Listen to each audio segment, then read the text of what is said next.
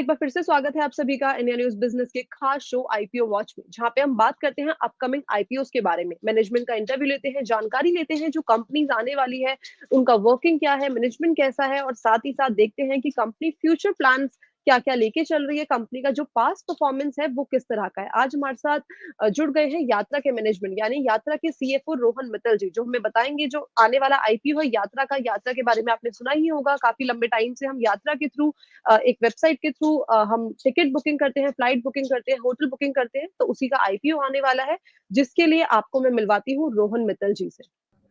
नमस्कार सर, स्वागत है आपका शो में।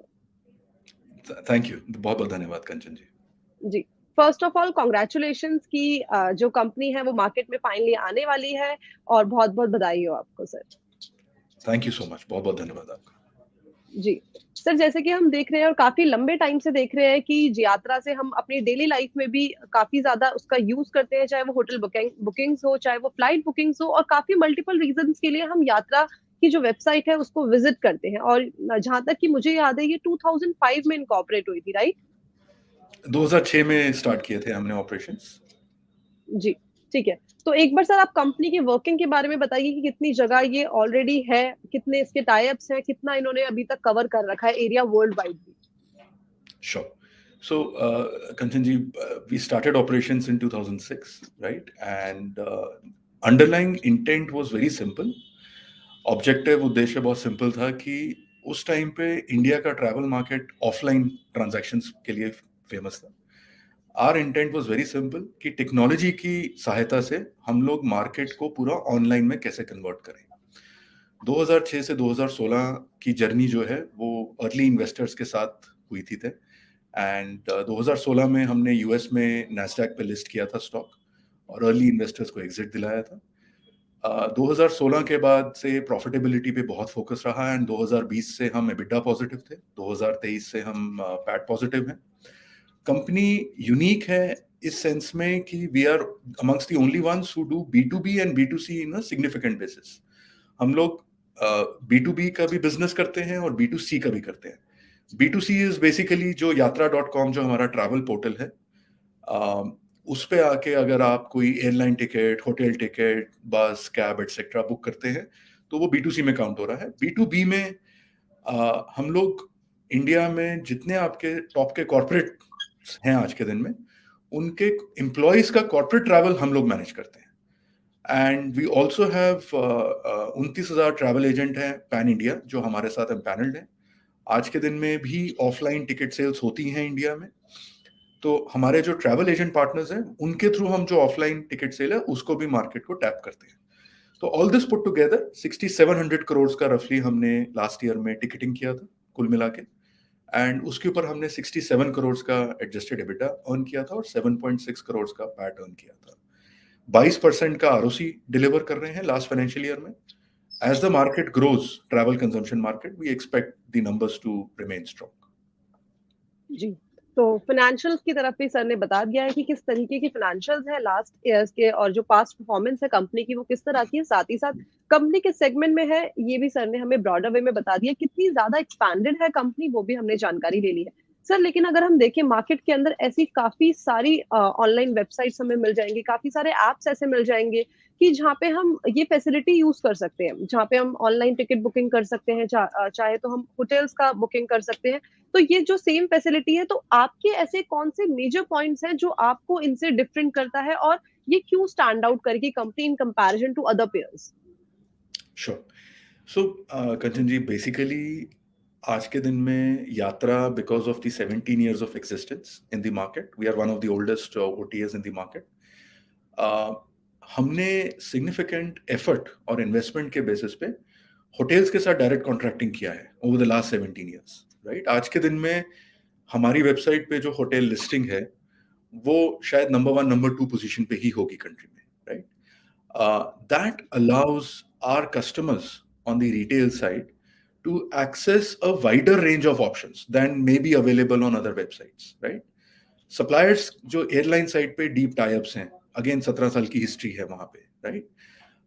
On the B2B side, I think what separates us out from everybody else is our self booking tool. एक हमारा tool है, in-house application है जो develop किया हुआ है हमने, वो टूल के बेसिस पे हमारे जो कॉर्पोरेट कस्टमर्स के जो एम्प्लॉयज होते हैं, वो टूल के बेसिस पे वो लोग ट्रांजैक्ट करते हैं, अपनी टिकट्स वगैरह इशू करते हैं, ट्रैक करते हैं अपना ट्रैवल प्लान एटसेट्रा, जीएसटी का इनपुट। सिग्निफिकेंट एफर्ट और इन्वेस्टमेंट के बेसिस पे होटल्स के साथ डायरेक्ट कॉन्ट्रैक्टिंग किया है, ओवर द लास्ट लेते हैं।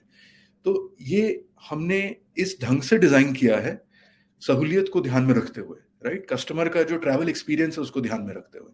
तो I think that really sets us apart as far as our service offerings are concerned. जी, ठीक है। तो हमने ग्रोथ देख ली है, ग्रोथ फैक्टर्स देख लिए कि किस तरीके से हम कौन से एस्पेक्ट्स को लेके चल रहे हैं अपने जो थ्रू आउट हमारी जर्नी रहने वाली है, कौन से हमारे मेन क्राइटेरिया पॉइंट्स हैं जिन पे हमें फोकस करना चाहिए और कंपनी जिस पे फोकस करेगी अपने जो डिमांड है उसको फुलफिल करने के लिए, जो भी कंज्यूमर की साइड से डिमांड आ रही है उसको फुलफिल करने के लिए। ठीक है, ये बात कर ली कि हमने। सर अगर आप बात करें नंबर्स के ऊपर आए, तो जो कंपनी का मार्केट कैपिटलाइजेशन है एक बार आप वो बता दीजिए, साथ ही साथ जो कंपनी का 5 ईयर का अगर हम परफॉर्मेंस देखें इन टर्म्स ऑफ प्रॉफिट, वो किस तरह का रहा है? श्योर।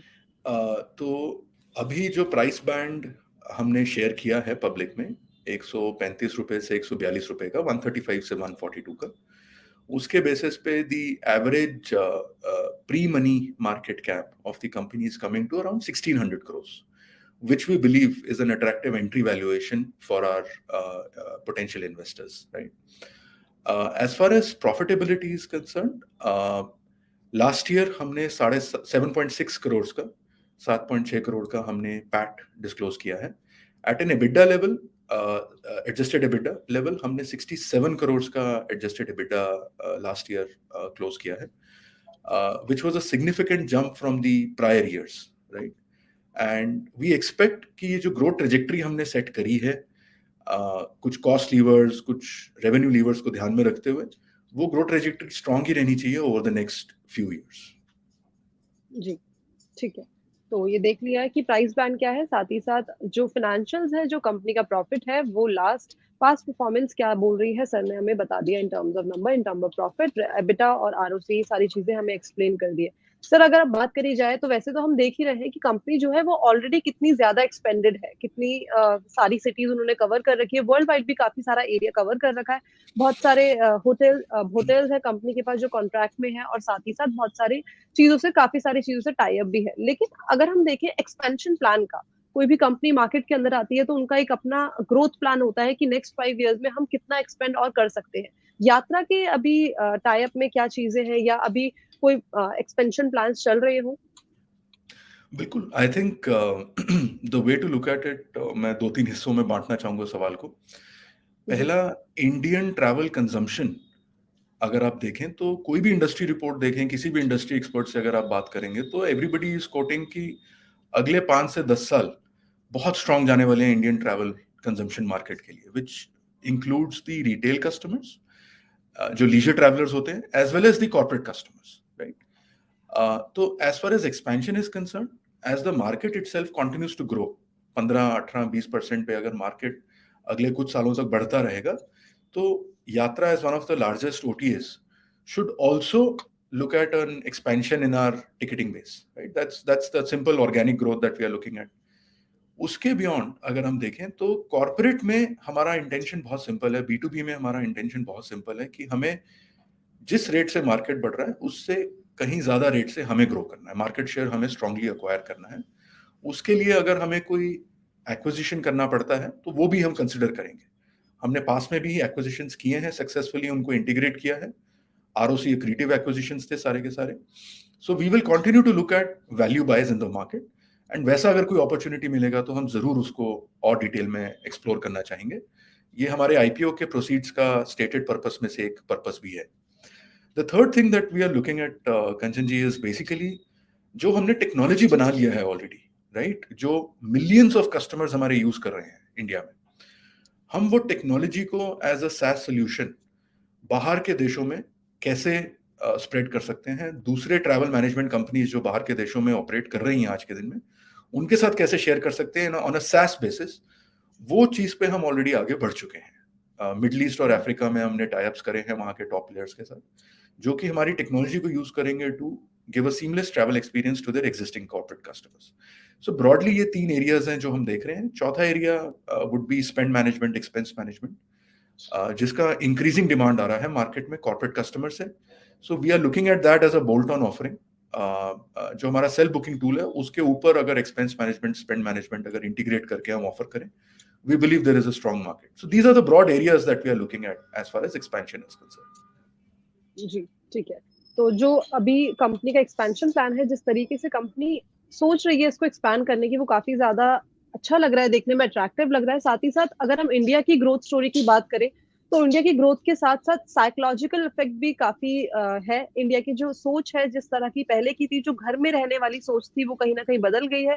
अब हर वीकेंड्स अगर ये नहीं पॉसिबल हो पाता, तो पर मंथ या 6 महीने में या क्वार्टरली बेसिस पे हम सोचते हैं कि एटलीस्ट एक ना एक ट्रिप तो हमें कर ही लेनी चाहिए, ताकि एक साइकोलॉजी हमारी जो बन गई है कि हाँ, once in a quarter basis और इन अ 6 मंथ्स और इन अ ईयर हमें ये करना चाहिए, जो कि इन रिटर्न कंपनीज को काफी अच्छा खासा प्रॉफिट देखने को मिलता है। हमें कंपनी के जो फाइनेंशियल्स होते हैं और बाकी चीजों में भी काफी ज्यादा अच्छा उछाल देखने को मिलता है। सर, अब बात करते हैं डायरेक्टली आईपीओ की। कंपनी के बारे में जान लिया, ग्रोथ स्टोरी जान ली, इंडिया की जान ली, साथ ही साथ कंपनी की भी जान ली। अब जो पैसा आने वाला है आईपीओ के थ्रू, वो हम किस जगह पे इन्वेस्ट करने के लिए सोच रहे हैं? किस तरीके से हम उसे यूटिलाइज करेंगे? तो 602 करोड़ का प्लान है रेज करने का, जो कि प्राइमरी है, जो कंपनी में पैसा आएगा और ग्रोथ कैपिटल के फॉर्म में अवेलेबल होगा हमारे पास। वो 602 करोड़ में से रफली 140-150 करोड़ रुपया एक्विजिशन इनऑर्गेनिक ग्रोथ के लिए ईयरमार्क्ड है। The balance money, entire money is available for organic growth opportunities. Acquisition मैंने आपको बताया, we will look at two broad areas, दो broad area देख रहे हैं जहां पे acquisition का potential रहेगा। एक corporate travel management organizations in the country today, जो कि ज्यादातर आज के दिन में ऑफलाइन मॉडल में काम कर रही हैं, हम उनको अक्वायर करके अपनी फोल्ड में इंटीग्रेट करके ऑनलाइन मॉडल में ले जाएंगे, राइट। एंड दूसरा स्पेंड मैनेजमेंट, एक्सपेंस मैनेजमेंट पे हम लोग देखना चाहेंगे कि अगर कोई अच्छा अपॉर्चुनिटी प्रेजेंट हो तो we would look at build versus buy का डिसीजन एक बेसिकली एक्सप्लोर करना चाहेंगे। बैलेंस पूरा का पूरा जो फंड है वो ऑर्गेनिक ग्रोथ कैपिटल के फॉर्म में अवेलेबल है हमारे पास, which we will deploy over the period of next few quarters. जी, ठीक है। तो देख लिया कि किस तरीके से पैसों का जो यूटिलाइज़ेशन है वो किस तरह से होने वाला है। सर, मैंने तो अपनी तरफ से और जिस तरह से व्यूअर्स के सवाल आते हैं कि ये सवाल हमें पूछना चाहिए, वो मैंने सवाल कंप्लीट कर लिए हैं। जो मेरे मन में क्वेरी थी मैंने वो कंप्लीट कर लिया। अगर ऐसा कोई पॉइंट जो मैंने मिस आउट कर दिया लेकिन आपको हाइलाइट करना है यात्रा के बारे में, यू कैन प्लीज़ शेयर। नहीं, thank you. I think Kanchan ji, I think you've covered all the points. I am counting on everybody's support and blessings for a successful IPO.